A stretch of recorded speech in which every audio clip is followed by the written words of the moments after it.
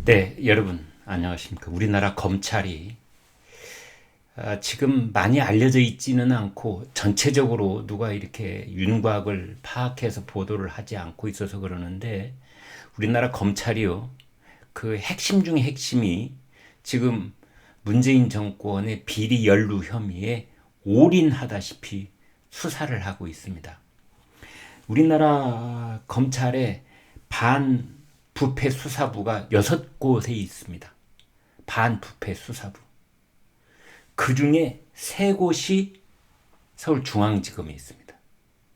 그러니까 반부패와 관련해서 전국 검찰 수사력의 절반이 서울중앙지검에 있는 겁니다. 그뿐입니까? 공공수사부. 전국에 4곳이 있는데요. 그 중에 3곳이 서울중앙지검에 있습니다.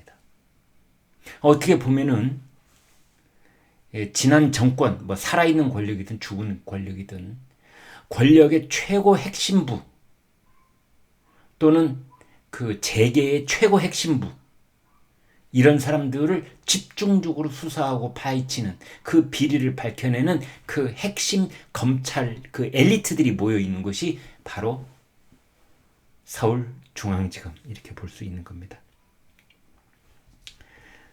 서울중앙지검의 반부패 수사 2부, 공공수사 2부, 여기에서 불법 정치자금 수수 의혹을 수사하기 위해서 더불어민주당의 전 지역위원장의 자택하고 사무실을 지난 주말에 압수수색을 했습니다.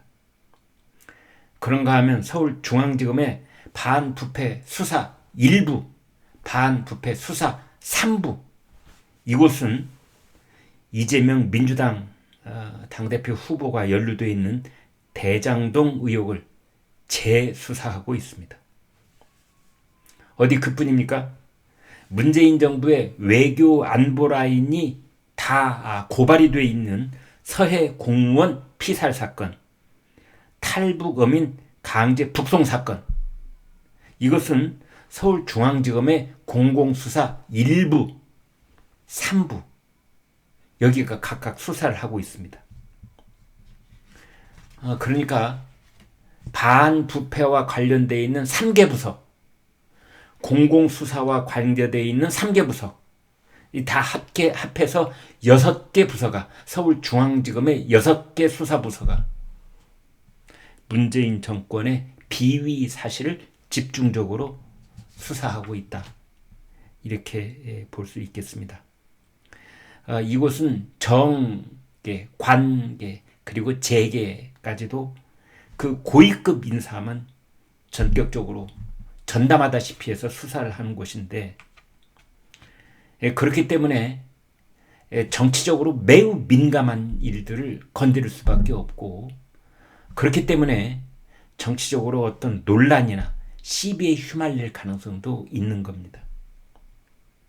그래서 검찰의 그 오랜 전통이라고 할까, 역사라고 할까, 이것을 되짚어 보면은 검찰이 정계 관계에 이러한 어떤 수사의 칼끝을 댈 때는 기계적으로 여야의 균형을 맞추는 일을 해왔습니다. 예컨대 문재인 정권 사람들에 대해서 5명에 대해서 수사를 집중하고 있으면 박근혜 정부 때 사람이라든지 또는 아무튼 이 국민의힘 쪽하고 관계 있는 인사들을 수사를 함께 병행하는 이 기계적 균형 맞추기, 이런 것을 해왔거든요. 그런데 이것을 철저하게 깨버린 정권이 문재인 정권입니다. 문재인 정권. 할 말 다 했습니다. 문재인 정권은 처음에 5년 전이죠. 2017년에 이른바 적폐 수사라는 것을 하면서, 적폐 청산이라는 것을 하면서 서울중앙지검에 있는 검사들 중에 절반이 넘는 97명을 올인을 했습니다. 참 전무후무한 일을 문재인 정권 때 해버린 겁니다.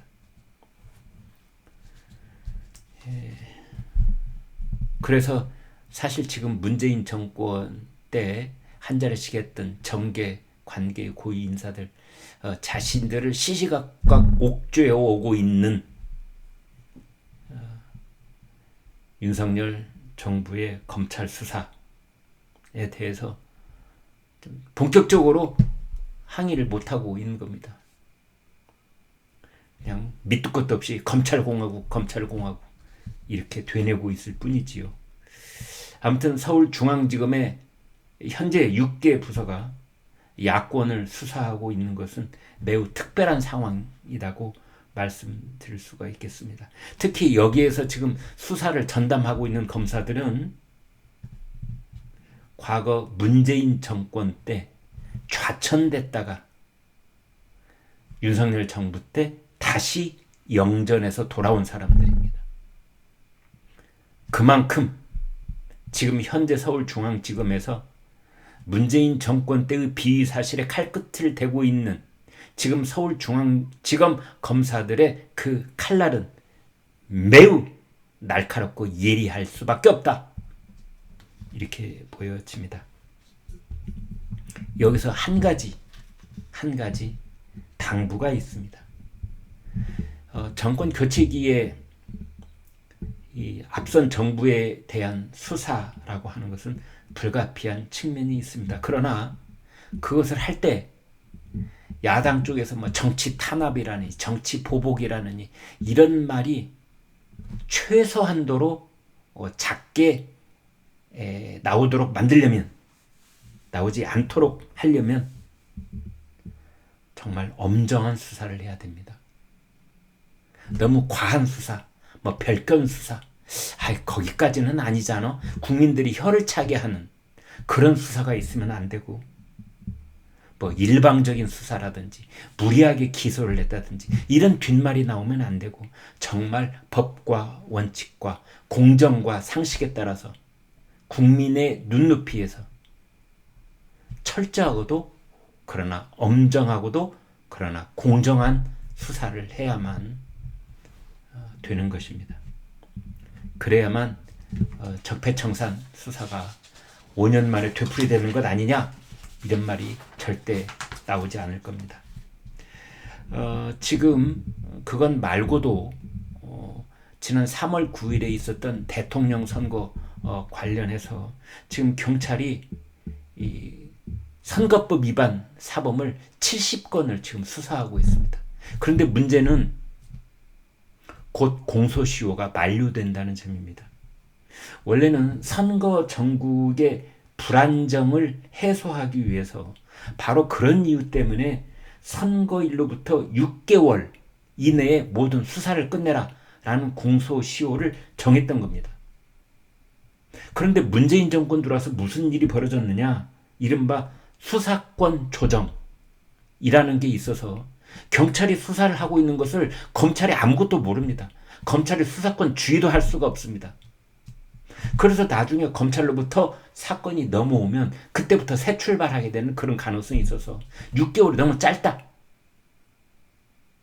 수사권 분리가 조정된 이후로 검경이 따로따로 떨어져 있는 경우에는 공소시효를 좀 늘려야 된다, 뭐 이런 얘기가 나오고 있는데, 아무튼 70건이나 됩니다. 그래서 지금 이제 9월 9일이 공소시효가 만료되는데요. 이른바 지난 대통령 선거 때의 선거 사범들에 대한 공소시효가 이제 3주밖에 안 남았는데, 그 3주 안에 경찰이 수사를 끝내서 검찰로 넘기고, 검찰이 그 수사 기록을 검토를 하고 뭐 보완 수사를 해서 기소를 해야 되는 겁니다.